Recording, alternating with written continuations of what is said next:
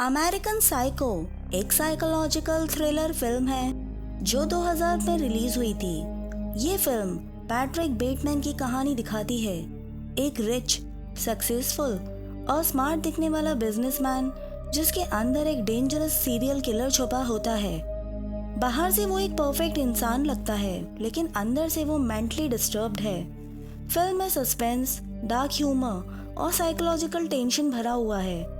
आज हम जानेंगे इस फिल्म की कहानी, जिसमें ग्लैमर के पीछे छुपा है ब्लड और मैडनेस का सच। ये कहानी 1998 के टाइम की है। फिल्म का मेन कैरेक्टर है पैट्रिक, जो सीन में एंटर करता है। पैट्रिक एक इन्वेस्टमेंट बैंकर है न्यूयॉर्क सिटी में, लेकिन उसकी लाइफ मोस्टली एक झूठी इमेज पर बेस्ड है। वो महंगे कपड़े पहनता है, क्लासी रेस्टोरेंट्स जाता है ताकि लोगों पे इम्प्रेशन डाल सके, स्पेशली अपने रिच दोस्तों और फियांसे पे। लेकिन असल में पैट्रिक को इन सब लोगों के लिए कोई फीलिंग्स नहीं होती। वो सिर्फ उन्हें अपनी लाइफ के बारे में दिखावा करता है, जैसे कि वो कौन से डिज़ाइनर चीज़ें यूज़ करता है, महंगे फर्नीचर, म्यूज़िक कलेक्शन और भी बहुत कुछ। पैट्रिक के आसपास के लोग भी उसी के जैसे हैं, शो ऑफ करने वाले, क्लासी दिखने वाले। एक दिन उनमें से एक बंदा अपना विजिटिंग कार्ड सबको दिखाता है और उसे पैट्रिक के कार्ड से कंपेयर करता है ताकि सब पे इम्प्रेशन पड़े।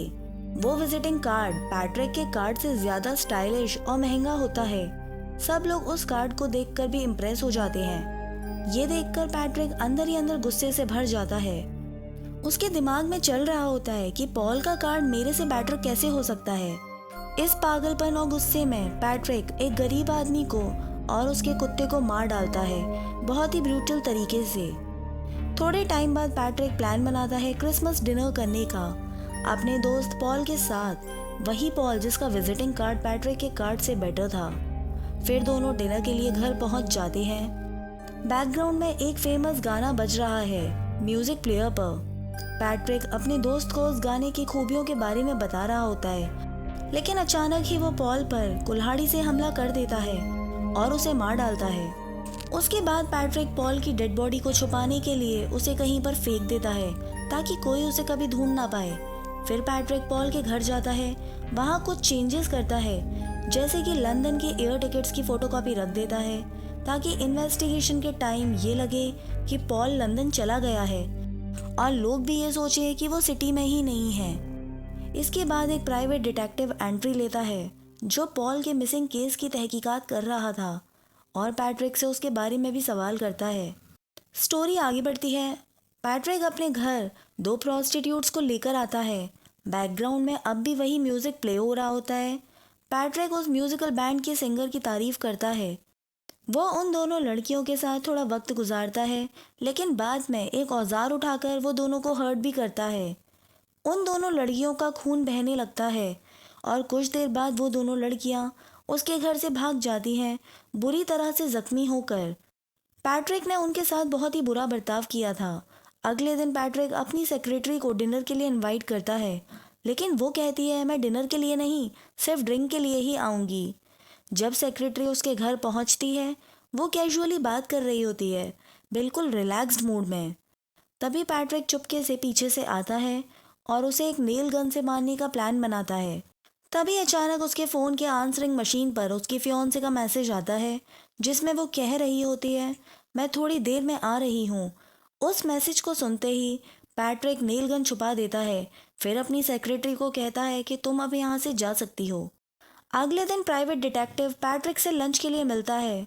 वो कहता है पैट्रिक मेरी तरफ से तुम पॉल के गायब होने के सस्पेक्ट नहीं हो, लेकिन सवाल ये है कि पॉल ने अचानक अपना घर क्यों छोड़ दिया।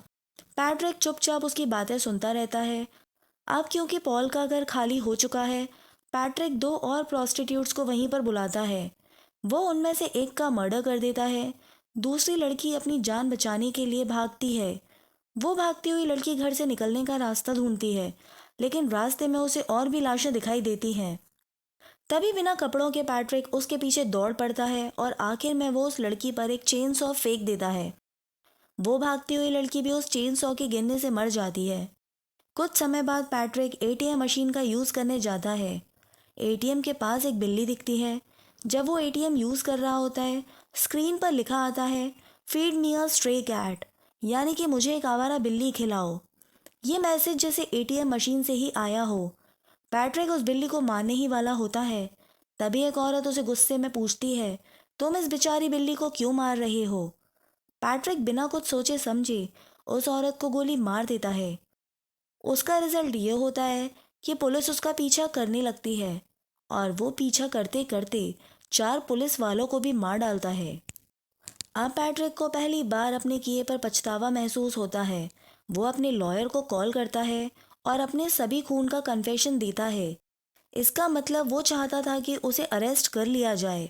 वो क्लियरली बोलता है, मैं ही सबका कातिल हूँ। सारी बातें लॉयर के फ़ोन की रिकॉर्डिंग मशीन में रिकॉर्ड हो जाती हैं, क्योंकि लॉयर उस वक्त कॉल लेने के लिए अवेलेबल नहीं होता।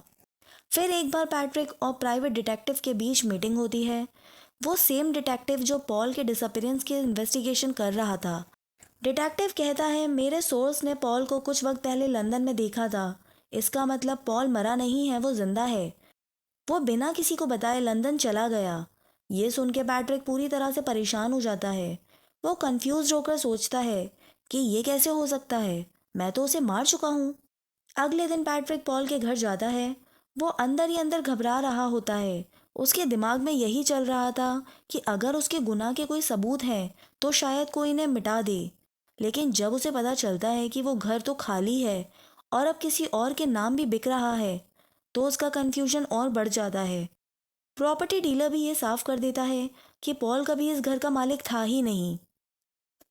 इन सब के बीच पैट्रिक की सेक्रेटरी ऑफिस में कुछ पेपर्स देख रही होती है। वो देखती है कि पैट्रिक ने मर्डर सीन्स के अलग अलग ड्राइंग्स ऑफिशियल फाइल्स में बना रखे हैं, जो काफ़ी ज़्यादा डरावने और दिल को छू लेने वाले होते हैं। सुबह होने पर पैट्रिक एक रेस्टोरेंट में अपने लॉयर से मिलता है और उसे फिर से बताता है कि उसने पिछले कुछ दिनों में काफ़ी लोगों का कत्ल किया है। लॉयर उसकी बात को सीरियसली नहीं लेता और हंस पड़ता है और बोलता है, ये तो तुम मजाक कर रहे हो या फिर मुझे बेवकूफ़ बना रहे हो। उस लॉयर का कहना होता है कि ये सब इम्पॉसिबल है, क्योंकि कल ही तो उसने पॉल के साथ लंदन में डिनर किया था। पैट्रिक का दिमाग अब और ज़्यादा उलझ चुका होता है। प्राइवेट डिटेक्टिव के बाद अब लॉयर भी ये कह रहा होता है कि पॉल जिंदा है। ये सुनकर पैट्रिक अंदर से हिल जाता है। उसे लगता है कि शायद वो ही सबसे ज़्यादा गलत था। वो थक चुका होता है हर चीज़ से। समझ नहीं पा रहा होता कि जो उसने देखा, किया या महसूस किया, वो सब सच था या सिर्फ एक ख्याली दुनिया का हिस्सा।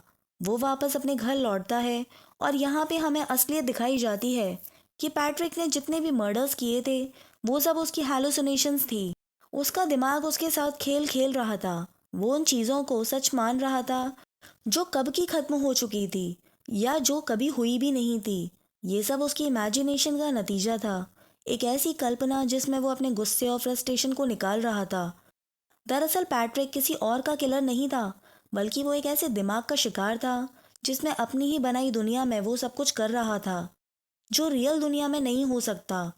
ये एक मेंटल डिसऑर्डर का केस था और इसी कंफ्यूजन, हैलुसिनेशन और साइकोलॉजिकल ब्रेकडाउन के बीच फिल्म खत्म हो जाती है।